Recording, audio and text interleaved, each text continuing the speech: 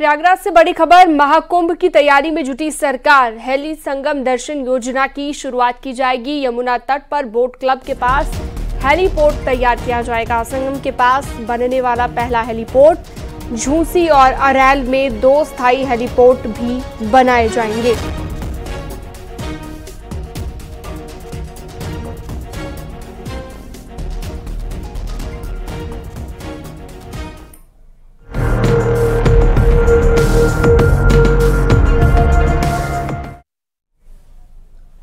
और लखनऊ के चौधरी चरण सिंह अंतर्राष्ट्रीय एयरपोर्ट पर इंडिगो एयरलाइंस की फ्लाइट बिना 18 यात्रियों को लिए ही उड़ गई। जब यात्री एयरपोर्ट पर पहुंचे तो हंगामा हो गया। उनके आने से पहले फ्लाइट चले जाने से वो गुस्सा हो गए। उन्होंने इंडिगो एयरलाइंस पर लापरवाही का आरोप लगाते हुए नाराजगी जताई। काफी देर तक एयरपोर्ट पर यात्रियों का हंगामा चलता रहा। जिन 18 यात्रियों के बिना फ्लाइट रवाना हुई वो सभी देहरादून से वाराणसी जा रहे थे। लखनऊ पर उनकी कनेक्टिंग फ्लाइट थी। इंडिगो एयरलाइंस के विमान से वो सभी लखनऊ से वाराणसी के लिए रवाना होते, लेकिन उनके आने से पहले ही लखनऊ से वाराणसी के लिए विमान उड़ गया। देहरादून से जिस फ्लाइट से ये यात्री आए उनकी फ्लाइट लेट थी और बिना किसी सूचना के ही लखनऊ से वाराणसी के लिए फ्लाइट को उड़ा दिया गया, जिसमें इन 18 यात्रियों को जाना था। हमारे साइड से होती तो मानते हैं, हमारी गलती नहीं है, हम क्यों मानेंगे। लखनऊ से बड़ी खबर, लापरवाही पर सीएम योगी सख्त नजर आए हैं। लापरवाह मंडलायुक्तों की रिपोर्ट तलब की गई है। राजस्व से जुड़े जितने भी मामले हैं उनमें लापरवाही बरतने वाले केसेस की रिपोर्ट तलब की गई है। लापरवाही करने वाले कमिश्नर की भी रिपोर्ट तलब की गई है। तो कितने केस ऐसे हैं जहां पर लेट लतीफी हो रखी है, जहां पर लापरवाही बरती जा रही है, उनकी रिपोर्ट तलब की गई है मुख्यमंत्री योगी आदित्यनाथ की ओर से।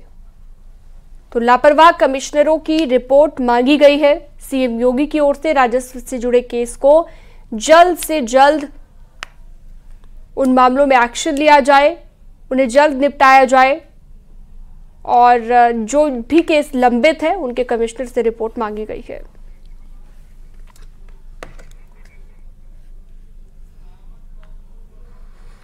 आरएसएस में पूर्वी उत्तर क्षेत्र में फेरबदल, कई प्रचारकों के कार्य क्षेत्र में फेरबदल किया गया है। पूर्वी क्षेत्र के चारों प्रांत में यह बदलाव किया गया है। प्रांत कार्यकारिणी, विभाग और जिले में यह परिवर्तन देखने को मिला है। पूर्वी क्षेत्र में गोरक्ष, काशी, अवध और कानपुर प्रांत आते हैं जिनमें ये बदलाव किया गया है। तो आरएसएस की तरफ से कई बदलाव किए गए हैं। पूर्वी उत्तर प्रदेश क्षेत्र में यह फेरबदल किया गया, जिसमें कई प्रचारकों के कार्य क्षेत्र में फेरबदल किया गया, जिसमें खासतौर पर पूर्वी क्षेत्र के चारों प्रांत में बदलाव हुआ। प्रांत कार्यकारिणी, विभाग और जिले में यह परिवर्तन हुआ है। पूर्वी क्षेत्र में गोरक्ष, काशी, अवध और कानपुर प्रांत में ये सभी आते हैं जहां पर प्रचारक में बदलाव हुआ है।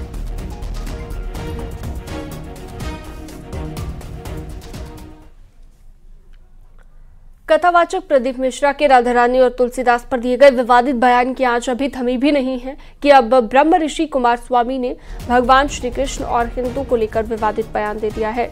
भड़काऊ और आस्था को ठेस पहुंचाने वाला बयान वायरल हो रहा है, जिसको लेकर वृंदावन पहुंची किन्नर महामंडलेश्वर हिमागी सखी ने ब्रह्म ऋषि कुमार स्वामी के बयान की घोर निंदा की और कहा कि पहले अपने गिरवा में झांके, उनके आश्रम की जांच की जाए तो उनका काला सच सबके सामने आएगा कि वो कितने चरित्रवान हैं। कौन है? भगवान कृष्ण कहते मेरे में चरित्र नहीं है, गुण ही नहीं है। अब एक शादी कर ली, 2 कर ली, 15 कर ली, 16 कर लो, बहुत है। 16 कितनी कर ली? 16 यार, ये कोई चरित्र है? कोई किसी भगवान का कोई चरित्र है? और बच्चे कितने कर लिए? 1 लाख 60। ये चरित्रवान करेगा? मैंने कुमार स्वामी का वीडियो जब मेरे पास आया, मैंने उसे देखा और मुझे बड़ा अफसोस होता है कि ये तथाकथित जो धर्मगुरु अपने आप को कहते हैं, ये धर्मगुरु नहीं है। जो धर्मगुरु होगा वो कभी भगवान श्री कृष्ण और राधा रानी पे टिप्पणी नहीं करेगा।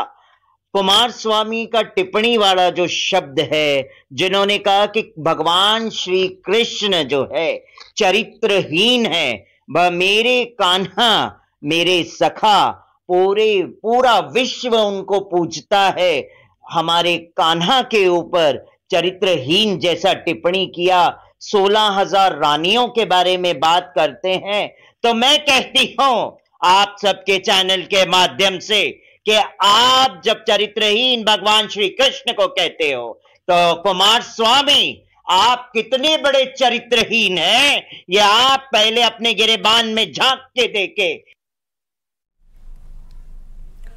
और अयोध्या में नगर निगम की पोल खुल गई। बारिश के बाद गंदे नालों का पानी उफनकर सड़कों पर बह रहा है।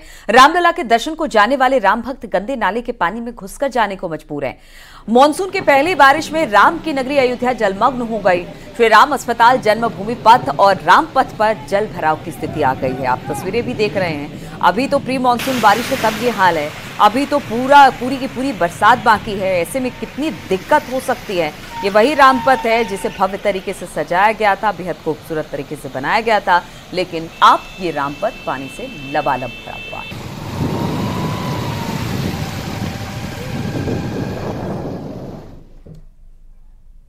और यह वक्त हो गया एक छोटे से ब्रेक का। जल्द हाजिर होते हैं कुछ और खबरों के साथ। आप देख रहे हैं न्यूज़ 18 उत्तर प्रदेश उत्तराखंड।